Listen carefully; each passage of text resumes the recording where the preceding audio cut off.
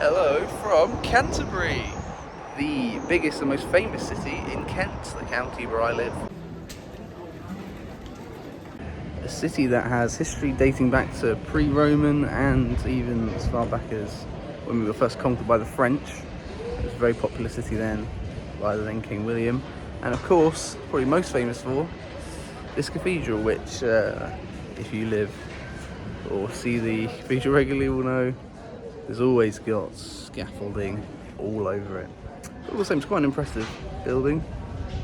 But what it doesn't have, the city of Canterbury that is a football club. Now, just off of Broad Oak Road, about a 15-minute walk from Canterbury Cathedral, where I just was, is this housing development. Now, as you can see, that's a housing development and not a football stadium.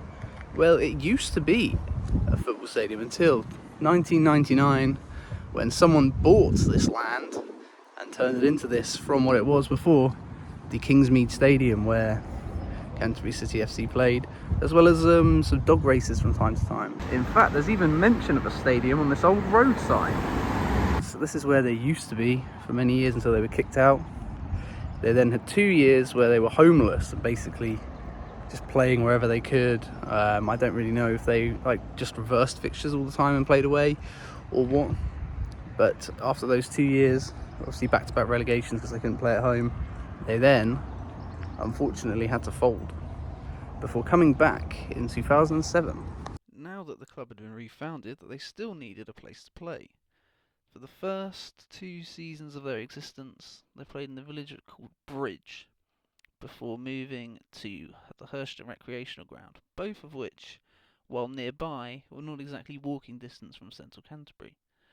Then they moved to better facilities that were even further afield, playing their first 4 seasons at Herne Bay, which is a 25-minute drive away, before 2 seasons driving all the way to Ashford, which is even further, a good 40 minutes. A season at Deal, which is 39. Probably the best situation they had at Faversham Town, where they played for 3 seasons, just a mere 20-minute drive. But Faversham then decided that they did not wish for the agreement to continue, so they spent 1 season playing at Sittingbourne's Woodstock Stadium before now.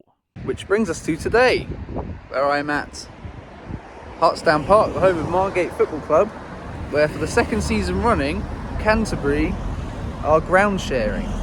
This is 14 miles and about a 35-minute drive, depending on traffic of course, away from Canterbury City Centre, where, I wouldn't expect them to have the stadium in the centre, but it'd be a rough idea. It should be walking distance in an ideal world. And obviously that's very much not the case here.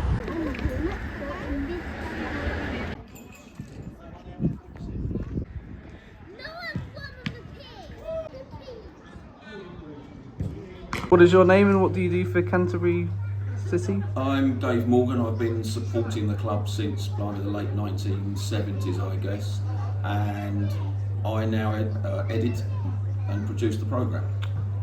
As well as doing things like on a match day, doing the tannoy, doing the raffle, etc, etc.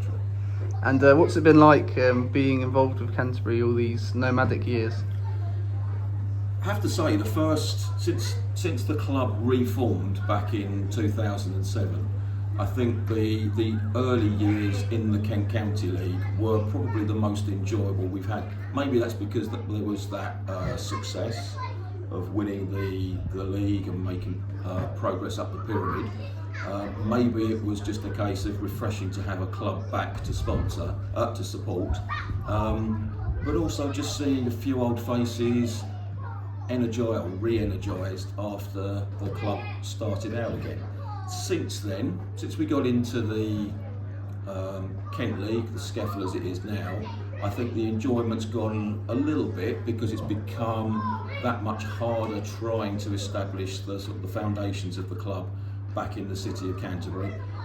Playing out at different Kentish clubs with a ground share has been something of a challenge for everybody, I think, and that's whether you're on the committee, whether you're a volunteer or whether you're a supporter. And that must make it hard to have a fan base to sort of follow the club every week. Absolutely. I mean, when we were playing in the village of Bridge, just outside Canterbury in the County League, we were getting over 100 on a regular basis. You know, it may have been the novelty idea, but it was also the fact that people were pleased to see the club back, having a sort of a base on the outskirts of the city. It was at least reachable from Canterbury. Yeah, definitely. You could get on a bus and get there. Margate's not too bad, I suppose, from that perspective, but you're still talking about, what, 16 miles outside of the city. And I guess the final thing I really want to know is there any sign of the club moving back to the city of Canterbury anytime soon?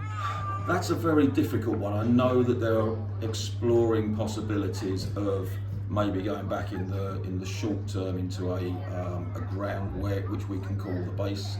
But there's also the Canterbury hub around the Nackington area, and that's with the rugby club, and hopefully in a few years' time, once planning permission is sorted, we'll find ourselves playing there. All right, thank you very much for your time. You're welcome. Off camera, the guys were telling me that the attendance is going to be mostly made up of the parents of the 18 mascots that just walked out with the players there, which is, I mean, if that's not an indictment of sort of the situation they were talking about with struggling to get crowds, I don't know what is really. Over at the back there, you can see some of the higher parts of Dreamland, not the Canterbury Cathedral, but nice to look at all the same. After missing out on the playoffs last season, Canterbury made a really good start to this one.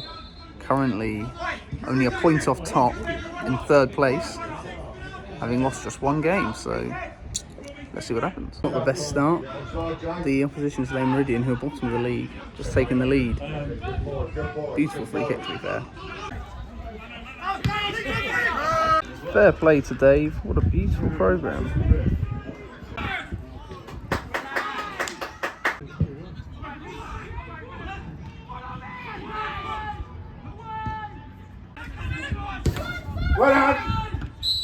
Competitive team players from Got invited to the boardroom for a half-time cup of tea.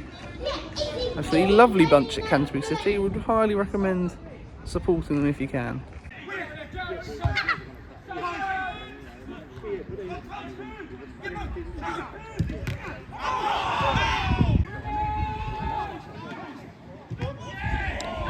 How was that not a goal?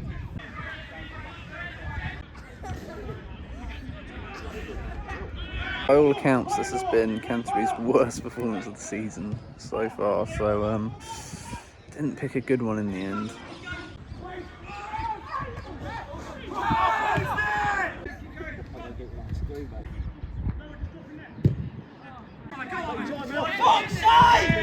Summed up Canterbury's performance quite nicely there.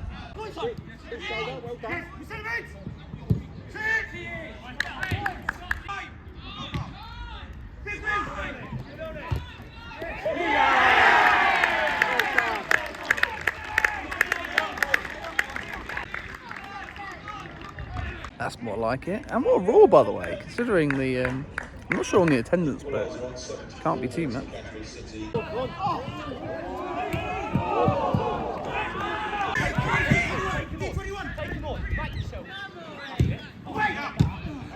Come on, good delivery.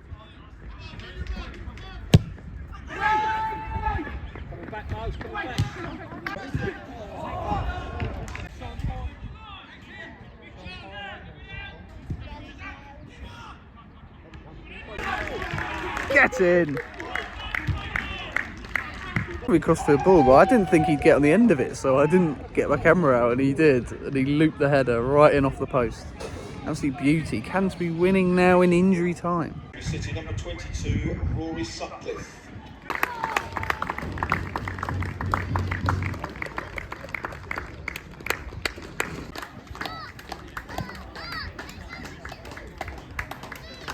So a late comeback, and Canterbury's hopes of getting into the playoffs or maybe even promoted automatically still very much alive.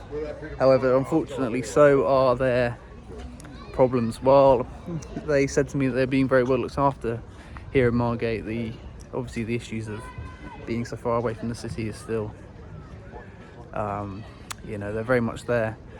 But they were quite positive, and all the people I spoke to, about some sort of compromise and a situation turning up soon. So hopefully, you know, watch this space.